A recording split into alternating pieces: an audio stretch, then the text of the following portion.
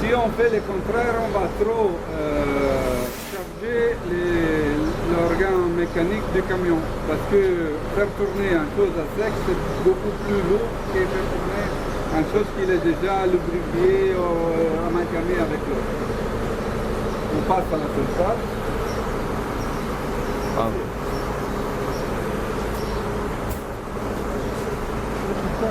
مشوار ما عنديش.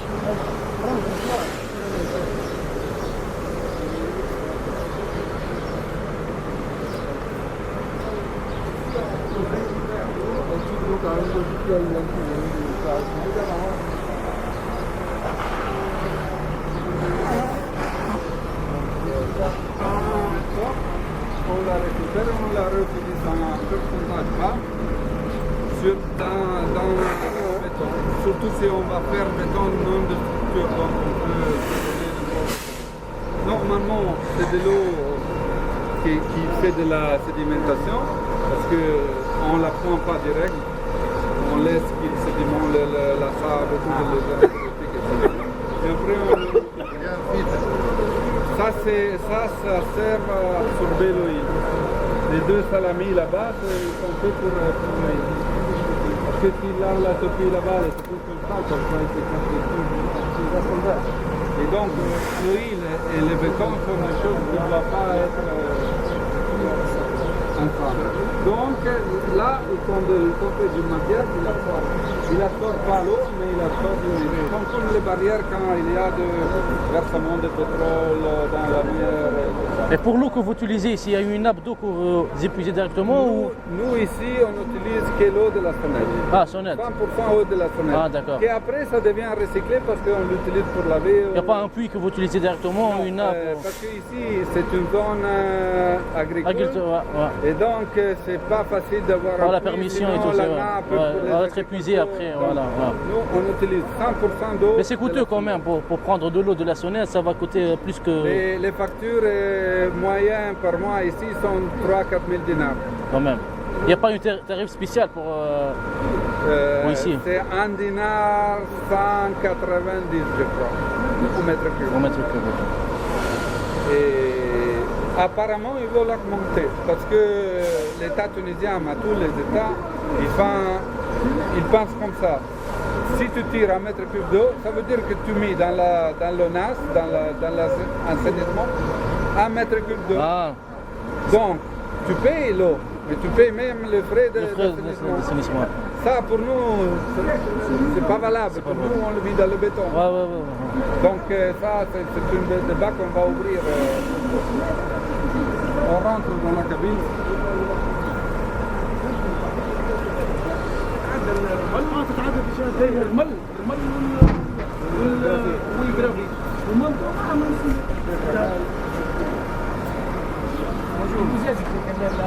vous êtes un peu pour expliquer les petits détails.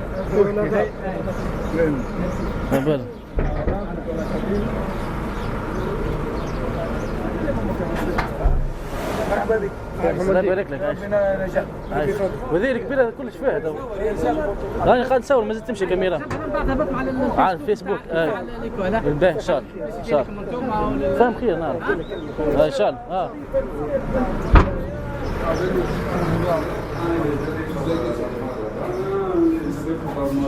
On a un panneau synoptique avec tous lesquels je vous ai expliqué. On a deux méthodes de travail. On peut travailler comme ça en faisant le dosage par manuellement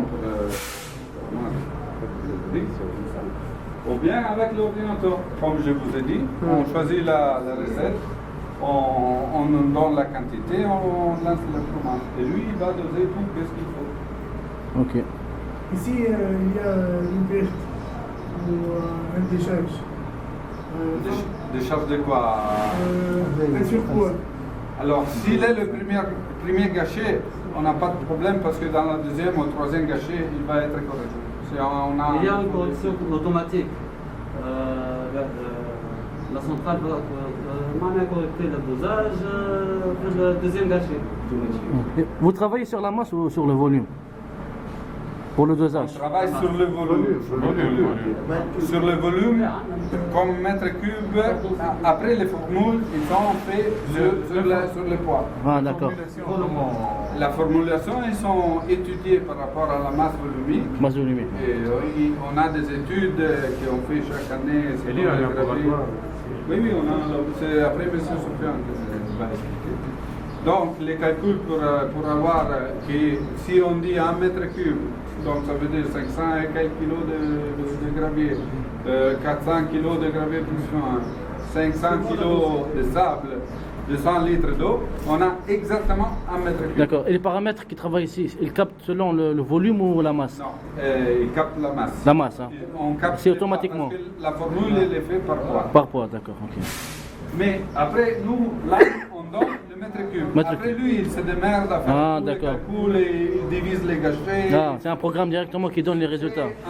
Intelligent. Ouais. Mais c'est propre à vous, ça. C'est pas le logiciel. Il est propre à la société ici, quoi. Non, ce sont des logiciels comment اوتوماتيك بروغرامابل معناتها بالسونترال الكل كيف اللي مخدفهم اللي هو. Mettons Windows, à peu près sont tous les mêmes. Ah, d'accord. Au niveau de l'automation des centrales, c'est à peu près le même. Ok. C'est pas des- Il y a des capteurs. Là, capteur de masse.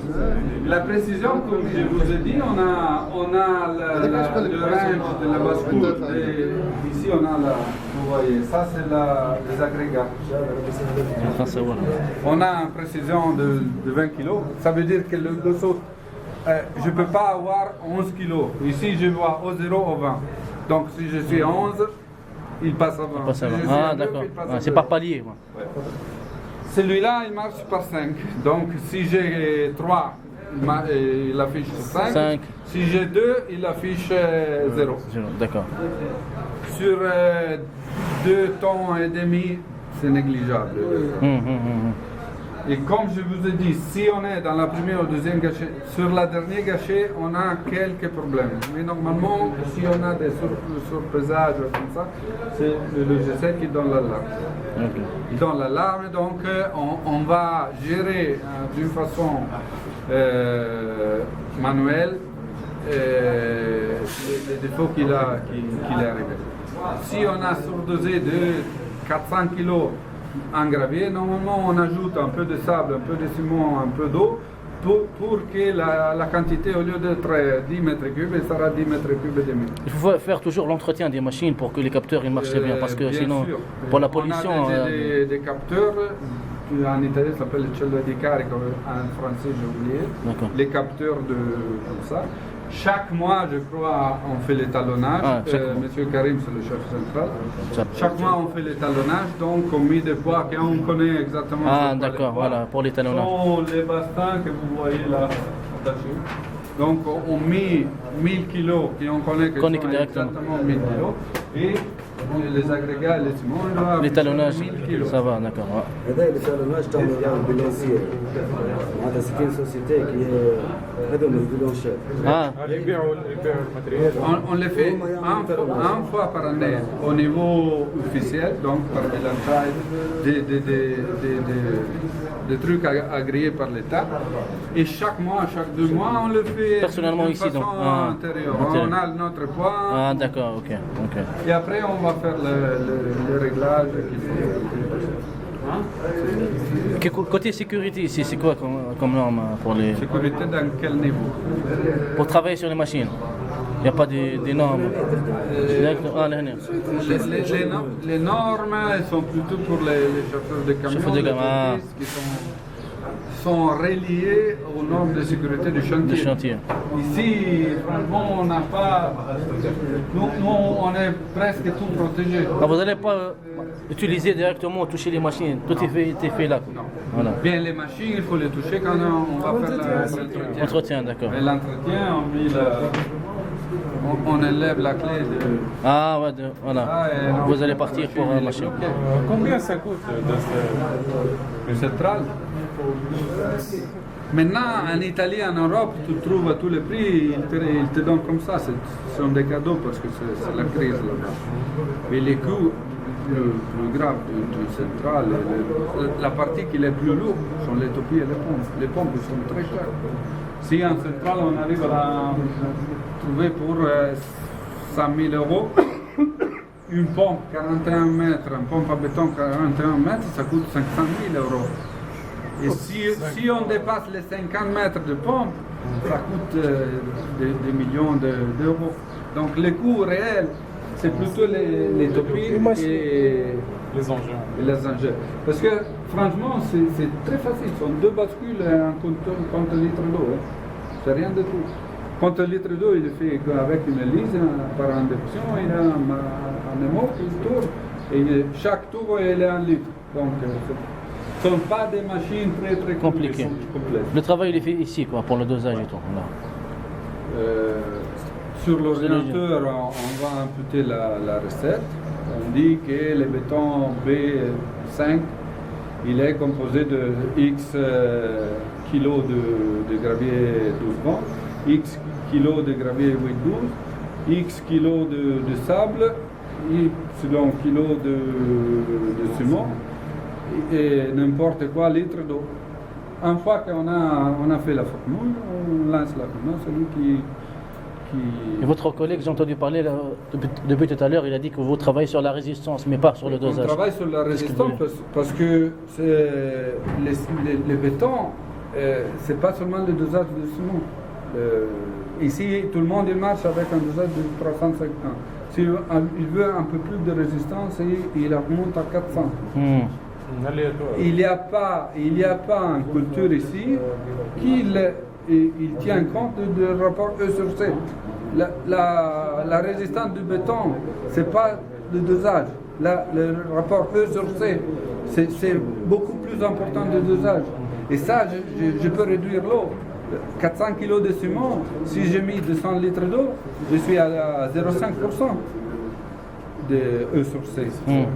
Je peux faire un béton qui a une résistance incroyable si je tiens un rapport E sur C 0,4. Mais le problème c'est qu'il est dur. Et comme j'obtiens la plasticité pour le travailler, pour le pomper, avec des adjuvants, je peux mettre 1 litre d'adjuvant, de plastifiant, de super plastifiant. J'obtiens un béton avec une lampe S2, S3 pompable, parfait, avec seulement 150 litres d'eau. Les adjuvants sont propres au central ou Les adjuvants, nous, on les achète chez les chimistes. Nous, on achète chez Miracat, chez Zika, chez Bas, chez Maxel. Ça dépend. Les plus fameux ici en Tunisie, c'est Zika. Zika, selon qu'est-ce que vous avez besoin pour le béton, il va dans l'adjuvant. Si je dois faire une piscine, il va dans un adjuvant qui fait le béton imperméable. Si vous avez de l'agression chimique par le fel des mers, il va dans de... Et pour les commandes, vous faites des grandes distances pour livrer le béton ou pas? Nous, ici, la zone A, on marche dans les 30 km. Nous travaillons dans les 30 km. On a après en zone B, que c'est 40 km. 40-45 km, et on a en zone C. Zone C, on dépasse l'heure et quelques de marche, de transport. Et ça, il faut étudier des autres paramètres pour que ça soit encore frais sur dans la topie. Dans quelle phase vous ajoutez les adjuvants? Il est géré par le laboratoire de Ergla, que c'est le siège principal. On va faire les essais avec la petite malaxeur de Banéa, comment ça s'appelle. Ça, on va faire tous les tests. Et à Ergla, oui. Est-ce que ça veut dire qu'avec un béton de moindre qualité, vous pouvez quand même faire quelque chose de très résistant? Je ne vais pas parler de béton de moins qualité, je vais parler de dosage de ciment. Parce que la qualité du béton, comme on va